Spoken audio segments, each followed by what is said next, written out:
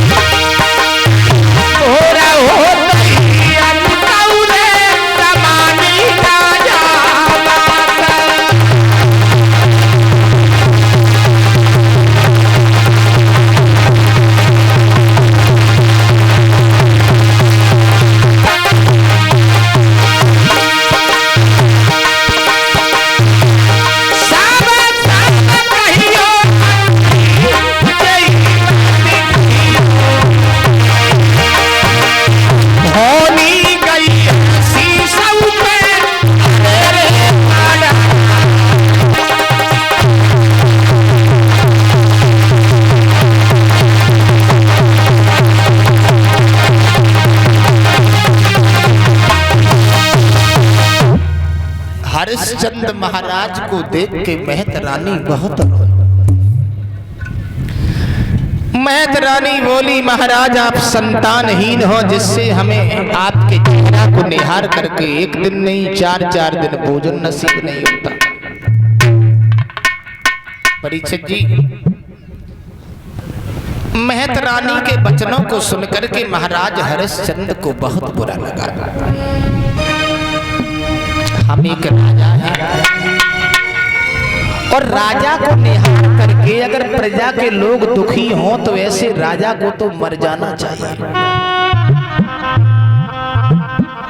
जासु राज तज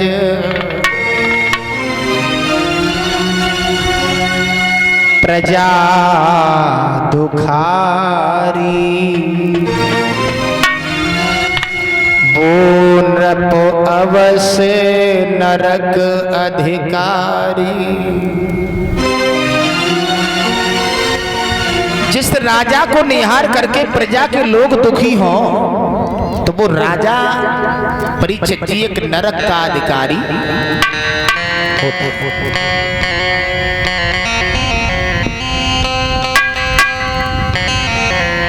अब हम जिएंगे नहीं।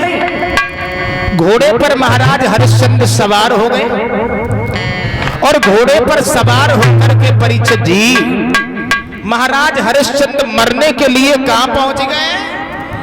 लला एक वन में। और जब वन में पहुंचे हैं तो एक परीक्षित जी एक सरोवर में गिरने के लिए जैसे ही चले और वैसे ही सरोवर से वरुण देवता प्रकट हो गए।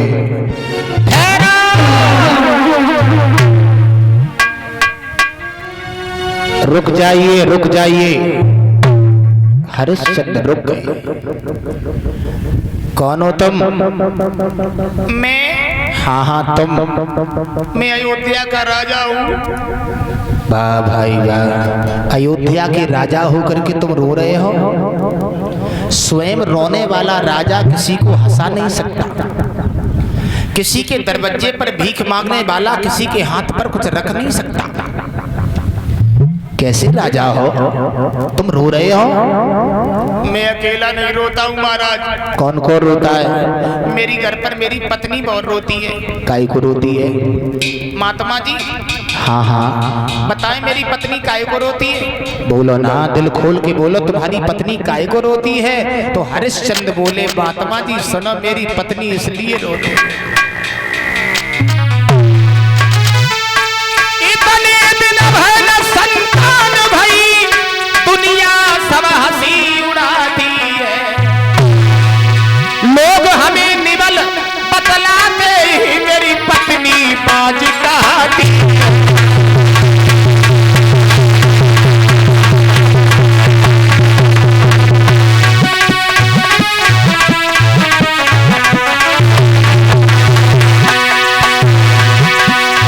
महात्मा जी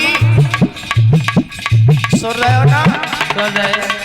मैं अकेला नहीं रोता हूँ, मेरे घर पर मेरी पत्नी बहुत रोती है। अच्छा, बहुत रोती है, रात में वो रोती है, अरे दिन में वो रोती है, बड़ी बात। रोते रोते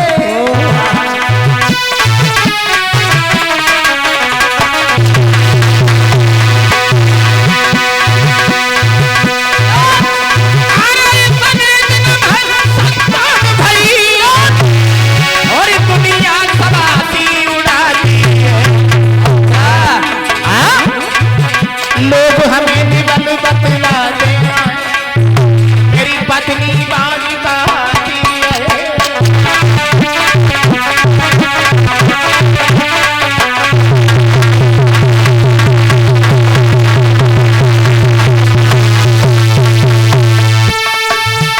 हे करुणा ललाए का मेरे हुई जा, अरे लेके जन्म के वो बेटा अरे तुरंत ही मर जा तो।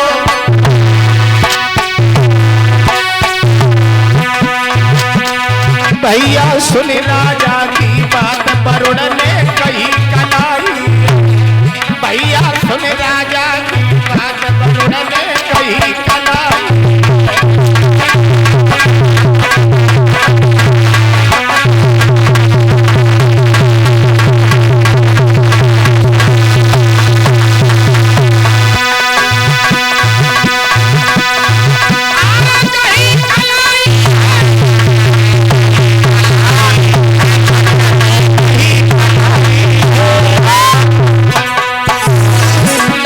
सुन राजा की बात वरुण ने कही कलाई है।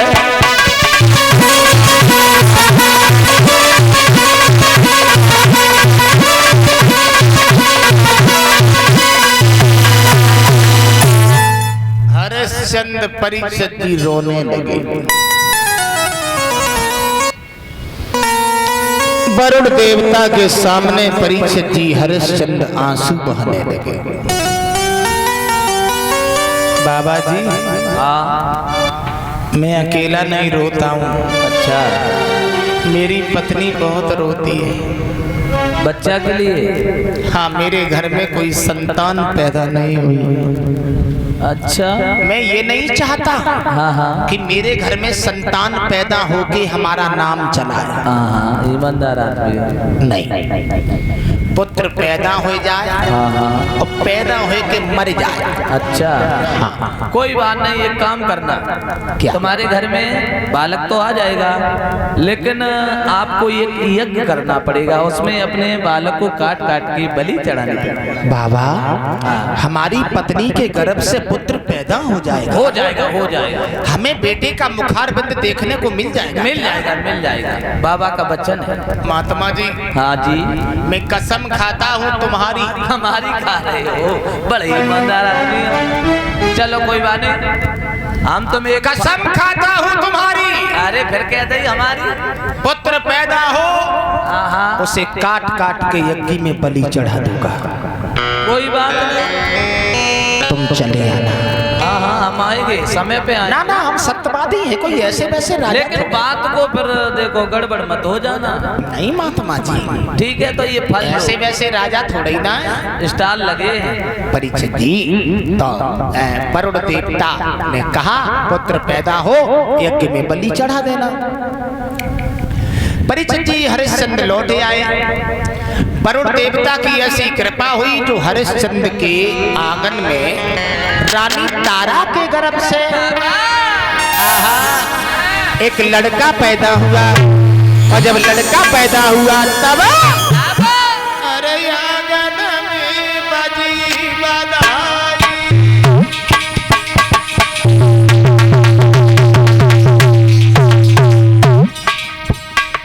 बधाई बज रही है लला। अरे राजा लो खुशी मनाई,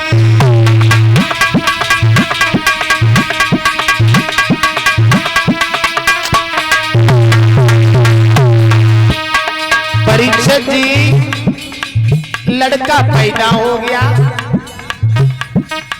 और जब लड़का पैदा हो गया तो महाराज बड़े खुश हैं, बड़े प्रसन्न हैं। बाजी वाह। अब वही वरुण देव हाथ में कमंडल उठा लिया और कमंडल उठाए के लला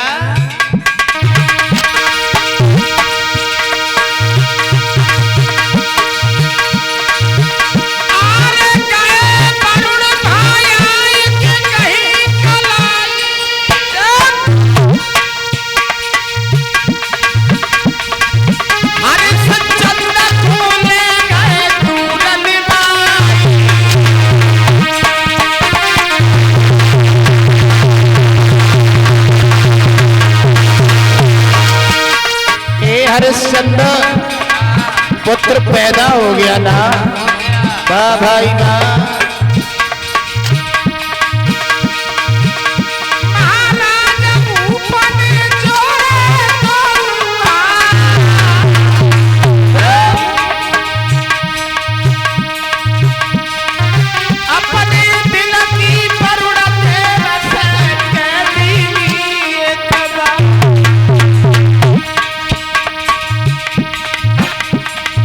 बाबा ओहो, केवल 15 दिन की मानो, यज्ञ हम करे तुम्हारो। केवल 15 दिन की मानो, यज्ञ हम करे तुम्हारो।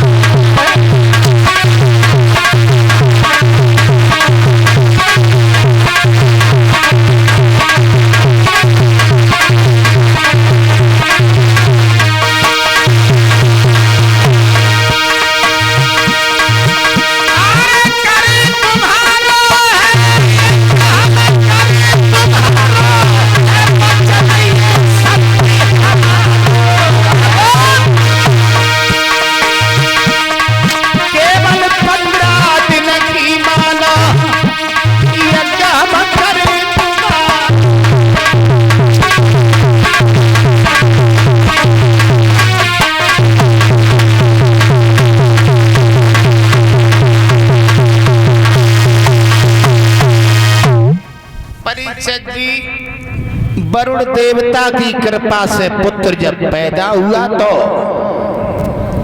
आंगन में बधाई बज रही है, द्वारे पे मिठाई बट रही है। तब तक वरुण देव प्रकट हो गए।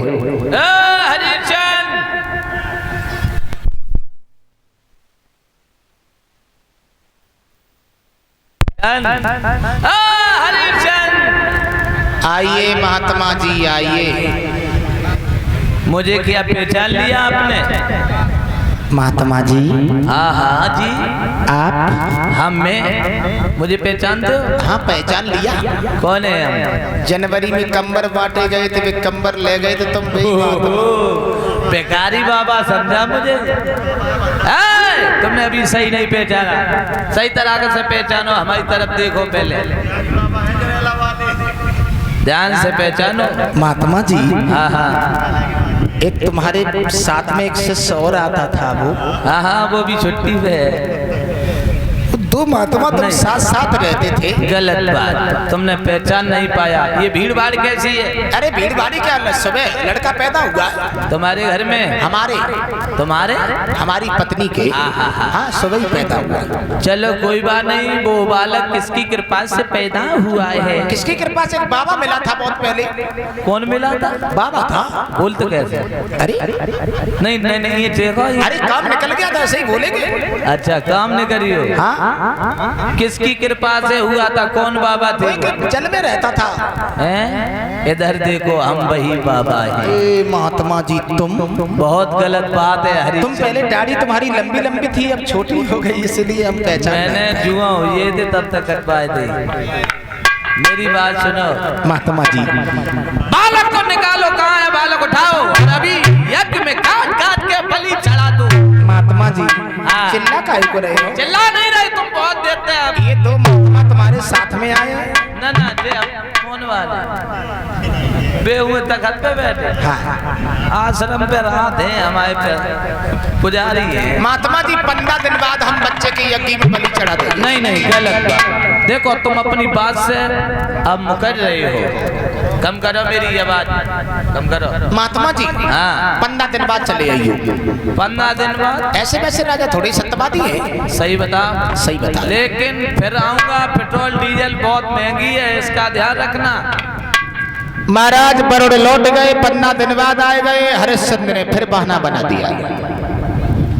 बोले दूध के दांत निकल आए तब आ जाइयो हरिश्चंद्र।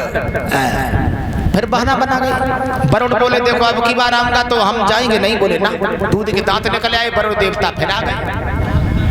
बरोड़ देवता ने परीक्षित जी आवाज लगाई, हरिश्चंद्र हम आए तीसरी बार और राजकुमार भयो सियानो और करो यज्ञ महाराज रे ना करियो कोई बात।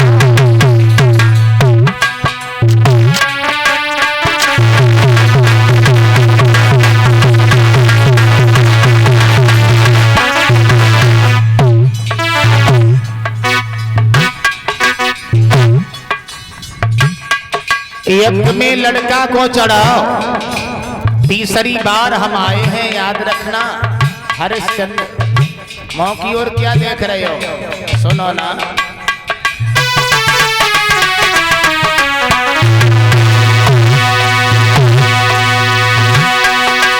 हम आए तीसरी बार के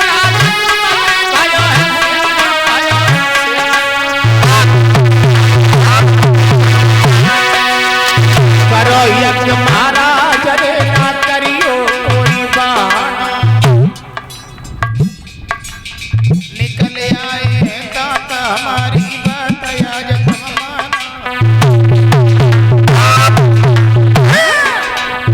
बिना यज्ञ के लगे ना ठिकाना।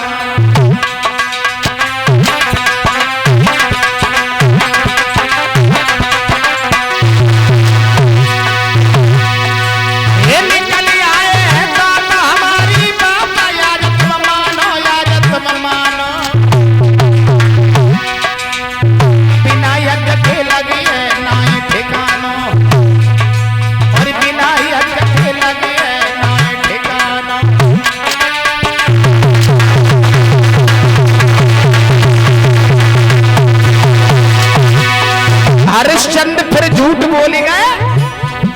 मैंने ये नहीं बाबा महाराज जल्द ही आए।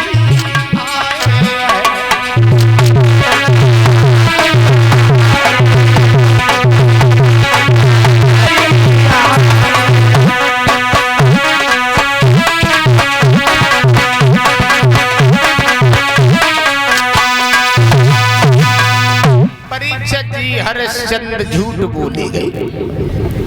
महात्मा जी तुम गलत आ गए। हमने जे वाले दांत नहीं बताए थे। हमने जग कही थी कि दूध के उखज जाए नीके वाले जमे आए तब आ जाइयो।